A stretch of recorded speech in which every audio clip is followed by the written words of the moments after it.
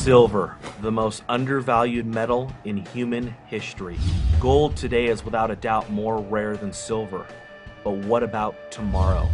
On average today, for every 10 ounces of silver pulled out of the ground, only 1 ounce of gold is mined.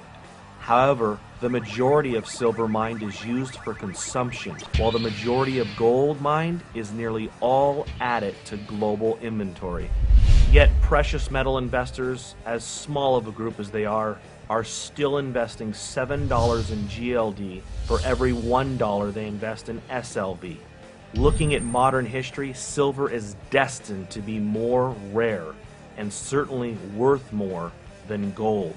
In 1950, there were 10 billion ounces of above-ground available silver. By 1980, it shrank to 3.5 billion ounces. And in 2010, it is estimated that above-ground available silver supply is between 500 to 700 million ounces.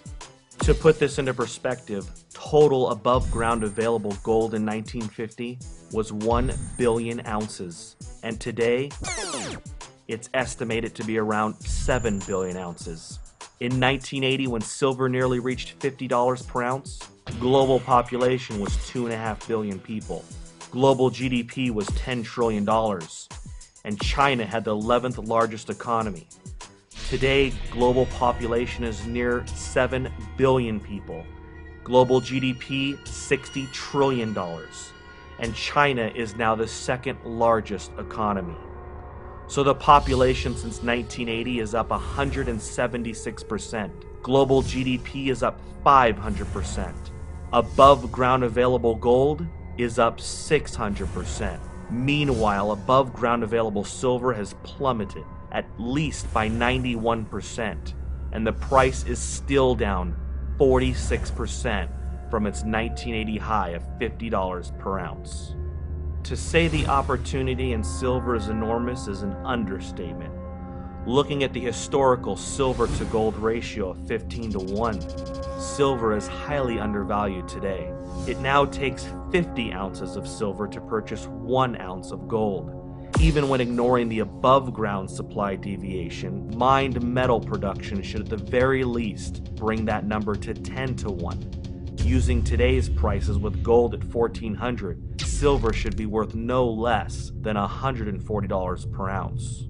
Silver is being consumed more than ever, and it is a fact that there is less above ground available silver than there is gold. Industrial demand for silver is up 18% in just the last year. The need for silver is growing by the day. Silver is being consumed and used for bandages for wound care, batteries, brazing, soldering, catalytic converters, cell phones, computers, satellites, high-tech weaponry, lasers, digital technology, clothing, electronic circuit boards, ink, solar cells, water purification, wood treatment, antennas, RFID chips, freeway toll transponders, passports, and the list goes on. From 1990 to 2000, nearly 2 billion ounces of above-ground available silver disappeared to consumption. Yet industrial demand for silver was only 35% by the year 2000. Today, it's 54%. And looking at the new uses for silver, the silver production deficit will only widen. China, since 2003, has been growing its solar energy base by almost 100% every year. By 2014, the world will need 130 million ounces of silver just to satisfy 1 year of global solar demand.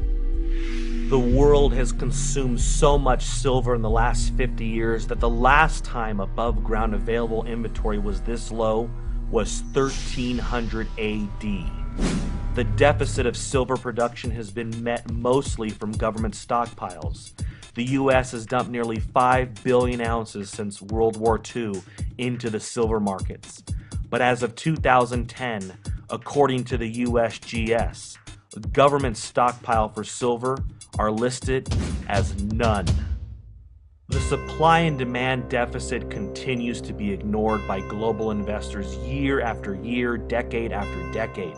Total mining production for 2009 was 710 million ounces. Total demand was 889 million ounces. That's a mining production deficit of 179 million ounces to meet demand. With each day comes a new use for silver, and the supply and demand deficit continues to eat away at the above ground available supply. FutureMoneyTrends.com is projecting that just as palladium was once worth more than platinum, silver will one day be worth more than gold.